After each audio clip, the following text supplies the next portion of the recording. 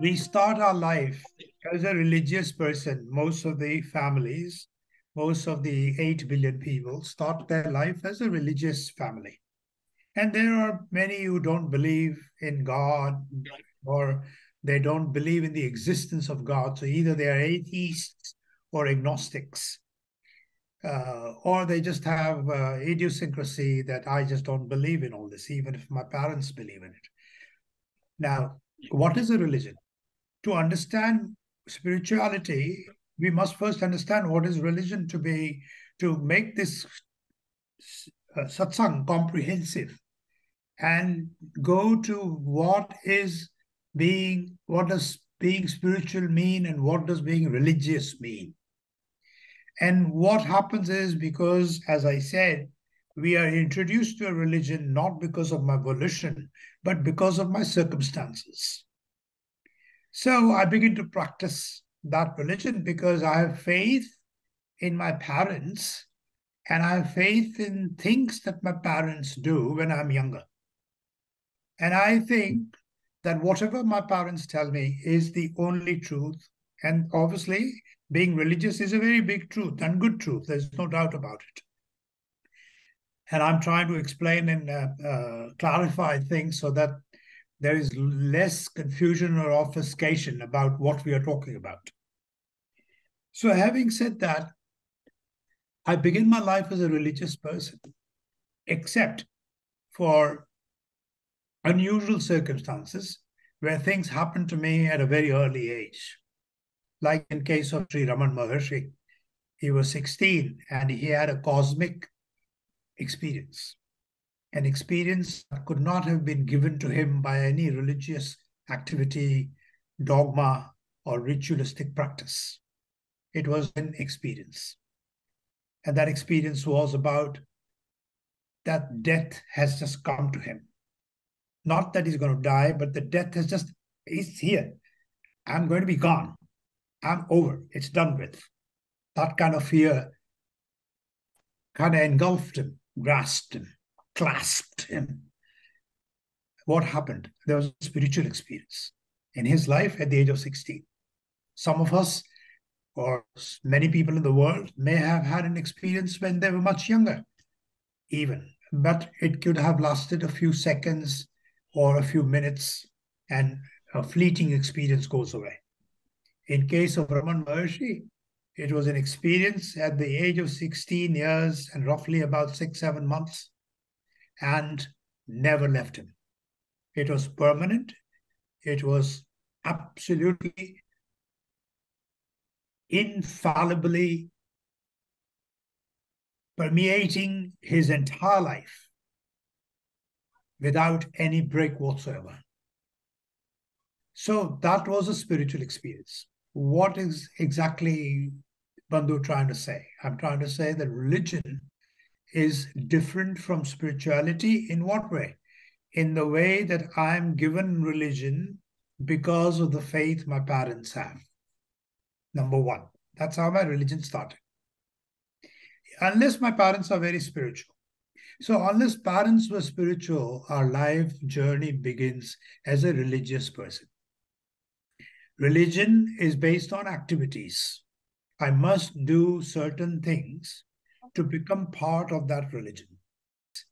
So religion is good, but religion does not give me the experience that I hear about even in religious sermons or satsangs, or in religious texts I read about I am that I am, or Aham Brahmasmi, or Tattvamasi, or so I do hear it and I can begin to read it and I think I absorb it.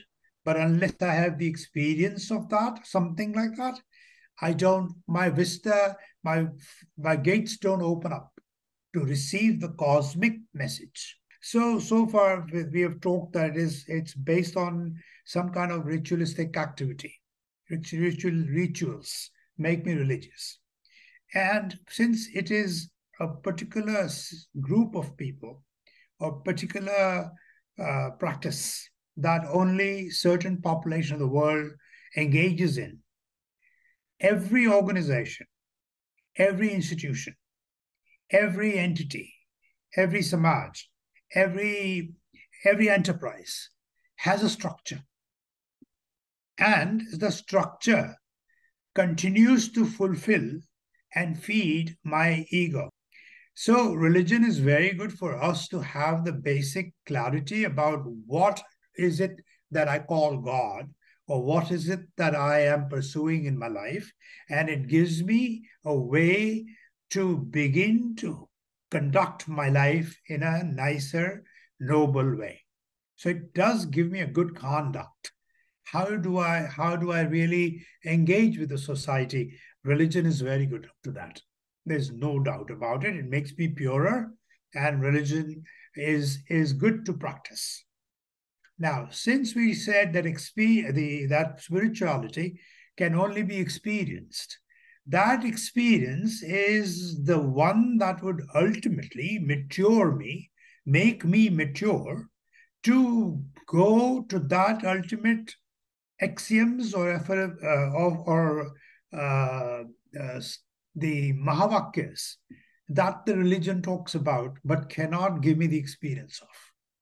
So when I become spiritual by grace, and we become spiritual mostly by grace, because we all have very good activities from the past lives, just as we have very bad activities from the past lives, which becomes part of this life. So when I'm spiritual, I experience it. I begin to feel a connection with something that I cannot even describe in my own words of my own personal experience. And obviously, my religion does talk about it, but nobody can give it to me. For example, none of us are self-realized, right? We have to experience it.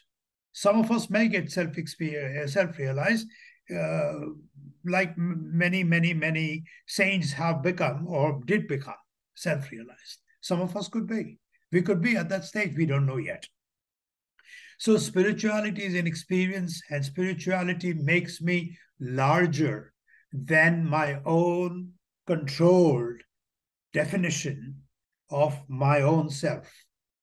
My personal life, my religious life, my professional life, it does not let me stay limited when I begin to experience spirituality, because I say, I have an experience that was beyond this world that I engage in. It was outside the norm, or outside the boundary of what I think should be the functionality of something that I experience. A spiritual experience is something I can't describe properly. I can describe a dream and say this was a spiritual dream, but the feeling I get when I get the experience is mostly indescribable to the 100% extent of what I experience. I can still tell people that this is an experience I had. Yes, I can describe it. I will still not be able to convey the feeling I had at that time with the person to whom I'm sharing with. Are we getting the point? But the other person will not experience what you experience. It's a very personal, cosmic experience that has been bestowed onto you because of the blessings you had. How does that happen? That happens when I become purer in my activities. My social activities, my mundane activities become larger than only for myself. What does that mean? I begin to become more selfless and less selfish. When I'm less selfish and I'm expanding myself, such as providing food to people, providing clothing to people, doing something for them, going out of my way to do something for them, all those larger activities, which are nobler activities, which are not geared towards my benefit or to benefit my body or my life, but rather I'm doing it for somebody without any expectation in return by that person or that institution for me to benefit from. That is a sublime, noble action. When those actions increase, then I begin to experience spirituality. So, like the head of the Ramakrishna mission, Swami Ranganathananda, one time said that when you open your eyes, and if your first thought is not, to whom can I help, you have not really truly become spiritual. Did you get that? When you open your eyes and your first thought is not to help somebody, then you're not truly spiritual. So our life, when it is conducted into the service of others, then my expanse of experiencing spiritual existence begins. And it takes me leaps and bounds forward, because now the cosmic energy is walking with me. Cosmic energy is waiting to identify human beings who are wanting to or are inclined to connect with the cosmic energy. We were supposed to be the emissaries of the God. That's why we were given the human form, with an intellect, with a mind to reason, not to proliferate myself, not to make profits for myself, but to profit the entire cosmic existence around me, humans, animals, plants, fauna, whatever that exists around me, I should become part of that.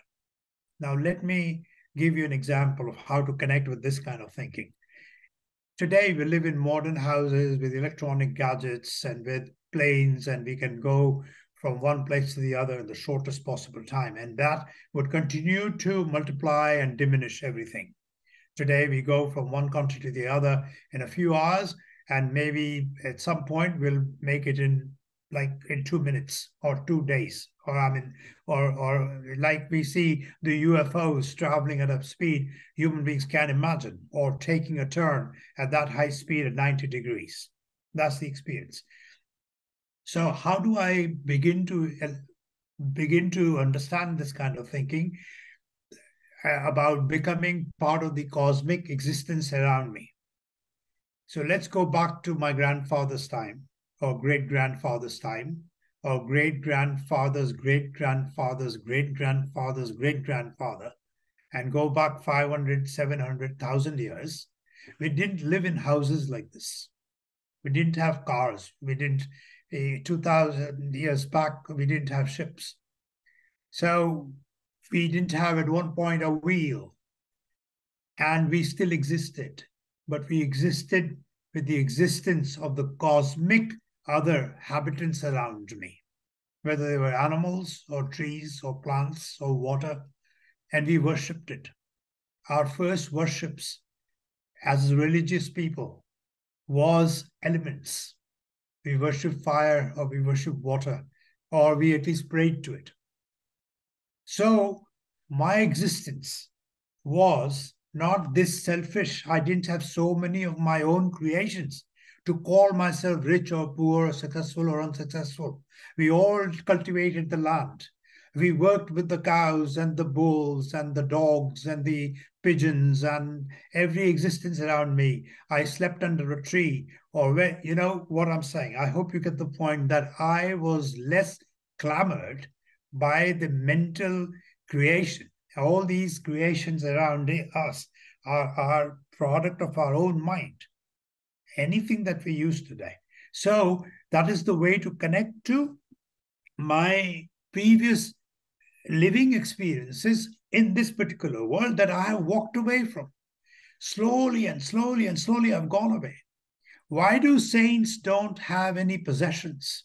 Why didn't Ramakrishna Paramahansa or Lao Tse or Saint Francis of Assisi or Jesus or Ma Anandamayi Ma or whichever, so many saints have walked on this planet.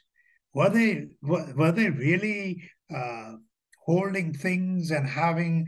No, that's a spiritual person normally doesn't have too many encumbrances, too many things around. They are sans wealth, sans clothing. They are dressed in very ordinary clothes. They live in a very ordinary way of life, because they have gone beyond the definition of the human creation. So this is the biggest difference between being religious versus spiritual. Once I'm spiritual, I can still go to my religious activity. Doesn't change anything. Yet I'm able to see other religious associations just as mine, just as me. spirituality opens up my gates to embrace anybody and everybody, because my faith is in the ultimate reality. My faith now is in ultimate existence. My faith is now in what I call heaven or moksha or nirvana or self or consciousness or awareness, whatever terms. I believe in that now, and therefore I cannot just believe in a limited definition of being a Hindu or being this or that. That's why spirituality is something I should be going towards, and I will eventually go towards that because of my previous experience. It will happen. But these are the ways to begin to think of when we talk about a satsang. These are the thoughts that create and help me propel forward into that path of spirituality. I have a quote here by Ramana Maharshi that I want to read, take a pause here. And he's talking about who is making spiritual progress. And we have not got to that stage in our satsang today, but at least let me read it. It'll open up some other thoughts. He says the degree of freedom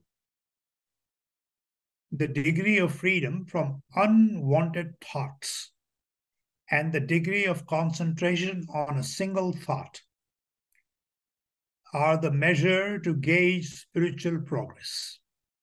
Somebody had asked him, Bhagavan, how do I know that I'm progressing spiritually? And this is the answer he gave: the degree of freedom from unwanted thoughts and the degree of concentration on a single thought are the measures to gauge spiritual progress. And this is taking us to the next step, that once I'm connecting with my divinity, the cosmic experiences that we talked about just now, then my ideal state of mind would be when I don't think of anything else but that alone. And we are not there yet, but that opens up our thought process. It opens up a way to learn, how could I be more spiritual? Then there is another one here. When your real, effortless, joyful, grateful nature is realized, when your real, effortless, joyful, grateful nature is realized, it will not be inconsistent with the ordinary activities of life. Bhagavan here is saying, when your real nature is realized, and this is a very, very subtle message that these teachings, religious teachings, or saints who are spiritual give us. They don't spoon feed you. They don't say this is how you can be realized. But these are the subtle. He's saying when your real nature is understood. So there are two ways of understanding it. My real nature is I am the cosmic energy. Brahmasmi. Aham Tattvamasi. I am that I am. Right? I am that I believe. I have the faith that I am, yet I don't experience it. Why? Because I'm limited. But here he's saying when you realize your own nature, you could realize your own limited nature. And then even when you do that, even when you begin to open up your gates and go beyond yourself, it will not be inconsistent. So it will be consistent. It will not be inconsistent with the ordinary activities of life. Absorb this, my friends.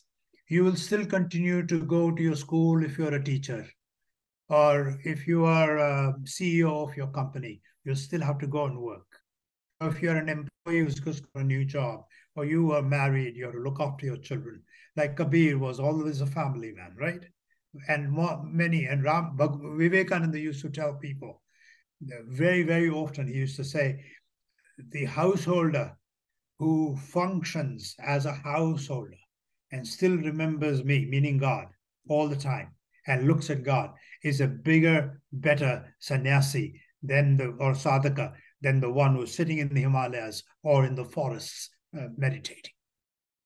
So that's why I took these two quotes from Bhagavan just to open up our thinking vista, that this is how my spirituality can be measured by me.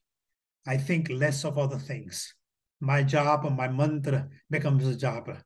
If I have a mantra, then I say it so many times. Even while working, I do it. Even while driving, even while having an unpleasant moment, a tape goes at the back of my mind at that particular moment or later on, depending upon our own spiritual maturity, we will still be able to connect with that right away. So these are the basic ways of knowing the difference between religion and spiritual life. Now, one more thing I want to add here, that when we begin to become spiritual, or vice versa, what came first is always the perplexity of this kind of thinking. Was it the tree or the seed, right? Was it the, you know, the examples of how to create, what came first, we don't know, right? Similarly, we don't know what will come first, whether our opening up as a spiritual person would create our ability to be of helping others, serving others. Helping just doesn't mean donating or buying food. Serving others. Even if you see, and I don't have to create any examples because all of you have enough experience yourselves to be able to connect with these kinds of thinking. Helping anybody without any personal agenda. No selfish agenda gives me that selfless action. And when I conduct in a fashion, in a manner of a selfless action, then I am getting closer to that spiritual entity, that spiritual presence that pervades my life, but I have obscured it. So this is a basic way of understanding. And when I do that, when I serve others, a seed of compassion begins to grow and sprout as a plant in my heart. Then I begin to see that my life alone is not important, because I was not created as a single entity to lead my life all by myself. I was created to remain the emissary of that cosmic energy that has created everything around me, that feeds me all the time. I get the shade of the tree when the hot sun is hot, but I didn't create the tree. This is the way to look at it, that I'm using water, which I did not create, and I waste water in my house. I have not been able to create anything. I could not have called it a day if the sun did not rise. And I do not have any control over air or water, fire, or earth on which I live, and all the other species that live on this planet. And this planet is only 0.01% in size of the cosmic existence. The entire cosmic existence, of which only 0.4% or something. I have some figures here that one time in a presentation with Deepak Chopra, was made somewhere in the world, I don't remember where, and they were talking about the cosmic expanse, and they gave some startling numbers. I have it somewhere in my book, but 96.7% of what we think is cosmic energy is unknown. Only 3 or 4% of what we know is colossal, of which we are a 0.01%. So even our whole planet is like a dot. So what am I? And that is a spiritual way of looking at things around me. So I hope this made some sense. I hope this laid the foundation for spirituality.